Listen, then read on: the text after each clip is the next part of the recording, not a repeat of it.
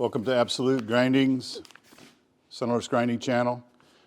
One of the important parts about having precise machines is to be able to hand scrape them in efficiently and fast and understand the workings of the geometry of the machine.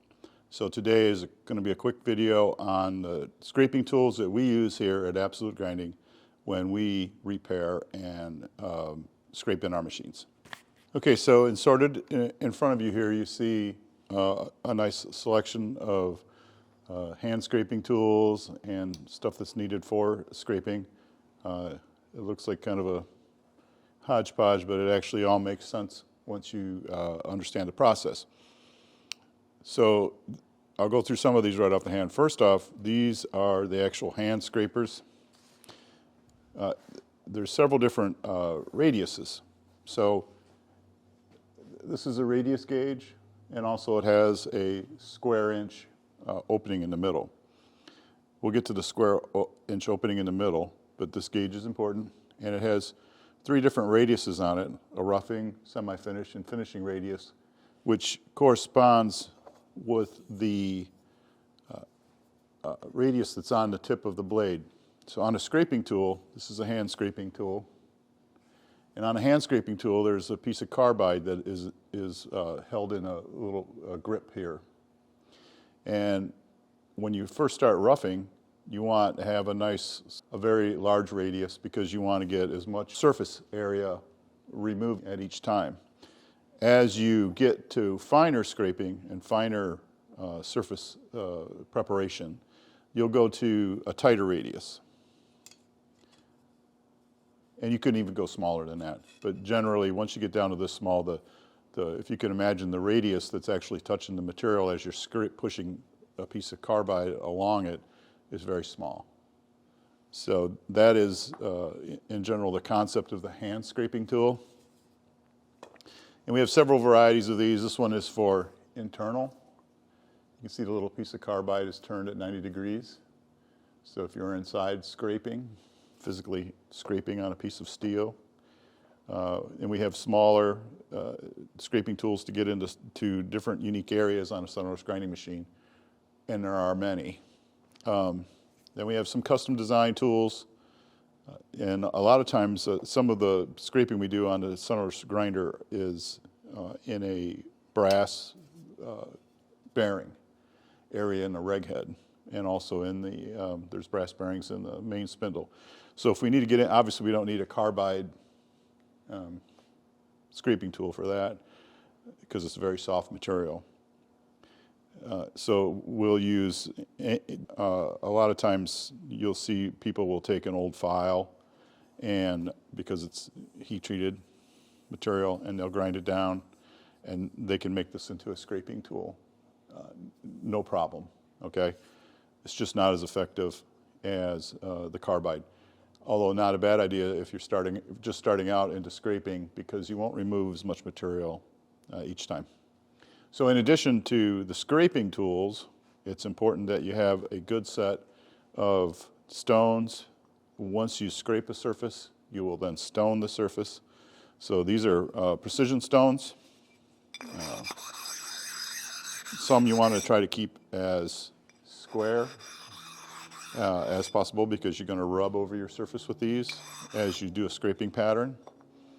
Some will be used for actually sharpening your tools and making sure that the tool is sharp.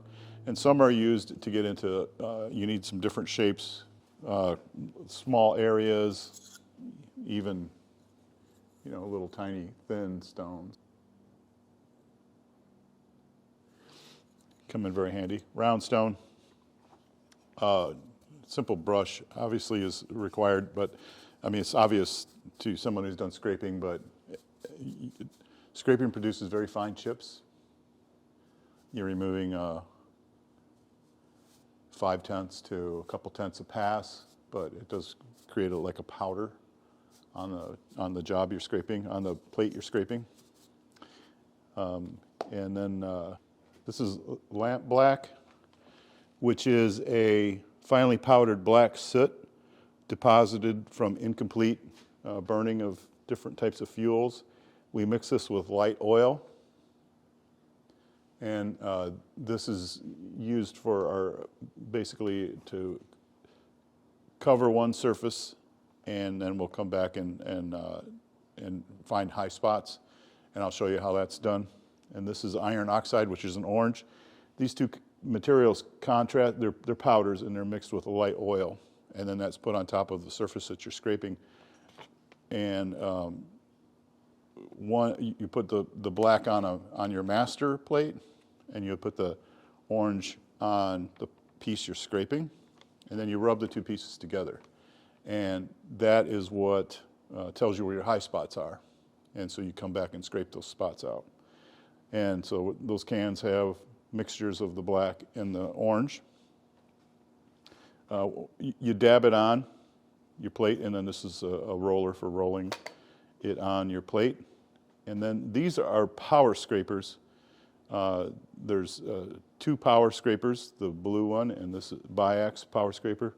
These are phenomenal for removing a lot of material. Same application as far as the carbide on the tip. Same is true for the amount of radiuses and stuff you want on that.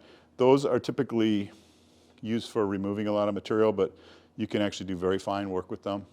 And I like the power scrapers a lot, but hand scraping is still part of the process. And once you get down towards the end, you know, you start working on your plate by hand. That scraper over there in that corner is some people will call it a flaker or a spotter, but it's actually a scraper, but it's got a different pattern. And once you're done with the plate and you feel that the plate is flat, and we'll explain that later, but you will use that to put, you can often see it, it's a pattern that goes across the top of the surface.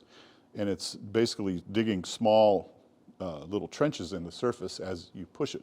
And that's for oil to set for when the two surfaces are riding together. When the two machine surfaces are riding together, then it's a place for oil that, you know, will be trapped in there and keep those two pieces of steel that are riding together from picking up on each other or tearing each other up. So that's about it for scraping tools. Underneath these scraping tools is a granite surface plate, and this granite surface plate is very flat, and it's used as our master plate. So when you're wondering what is flat, well, this is flat. It's not lab grade flat, but it is you know, flat enough for machining, for scraping in machine tools, and so we will use it for that. So one thing you'll hear us talk about a lot is we'll say plates are masters. And they are individual pieces of steel. These are referred to as straight edges or master plates. We have several sizes of these with different configurations to fit into the different angles and parts on a sunless grinding machine. So if we're scraping different areas of the machine and we need a super flat plate to apply our die and see how we're doing on that given surface, we will have plates that will fit into that area. A lot of these have different angles. If you need to get under a way surface.